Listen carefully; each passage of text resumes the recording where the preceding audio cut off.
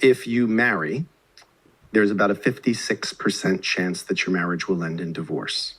Now, that doesn't take into consideration how many people may consult with a divorce lawyer because they're having difficulty in their marriage, but they choose subsequent to meeting me not to divorce for some particular reason, whether that's they don't want to part with half of their funds, or they've just decided it's easier to stay miserable and with a person, or they're staying together for the kids, but they want to know what their rights were. So if you marry, the chances of meeting someone like me are more likely than not, if we look at it that way, because it's more than 50%. I mean, if we consider failure, staying together miserable for the children or staying together for financial, economic reasons, and then we add that to the 56% that end in divorce, then, I mean, it would be very hard to track that, but I think it's generous to think it's another 20% probably.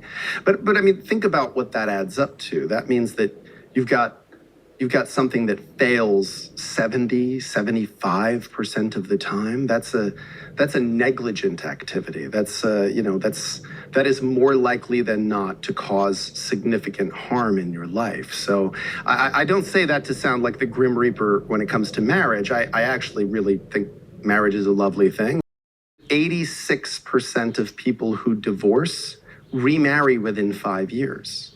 So think about that. Now you've done this thing, it's failed, you've gone through this difficult process of having to undo it, and now within 5 years, 86% of people remarry.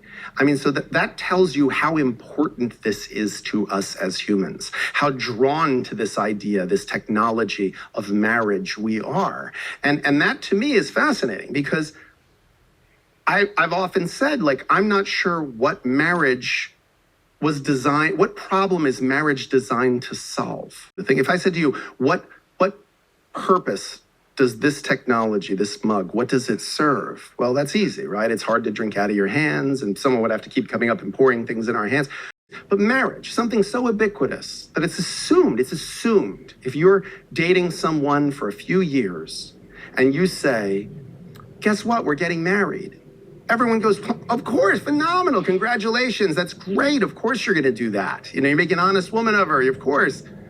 Whereas if you say, you know, we've been together for 3-4 years, we decided we're not gonna get married, people go, oof, what's wrong with this guy? He's got intimacy issues, he's not getting married, you know, what's the problem that you don't wanna get married? Whereas rationally, the response should be, you know, oh yeah, we're getting married. What, are you kidding me? Why are you doing that? It's like someone saying, I'm gonna go skydiving. It's like, wait, are you crazy? That's a dangerous thing to do. You know, and it's not, I mean, listen, skydiving, it's not like 75%, 76% of people die who are skydiving. So the truth is, like, it makes very little sense to me that marriage is assumed to be a thing you will do, when in fact we as a species are so unbelievably bad at it.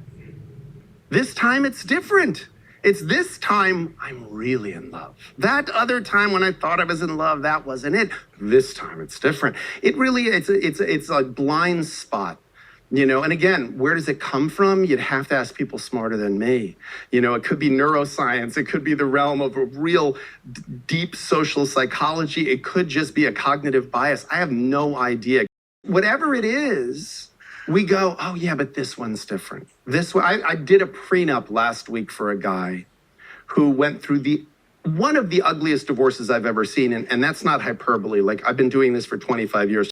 So this guy had a horrific divorce that lasted 4 or 5 years. He's remarrying a woman 30 years younger than him who he met 4 months ago. And when I said to him, as artfully and tactfully as I could, you know, you've only known this person for a short time, and, you know, have you thought about maybe just, you know, being a little cautious in terms of, you've seen how difficult a divorce can be, you know, do you think maybe it might be?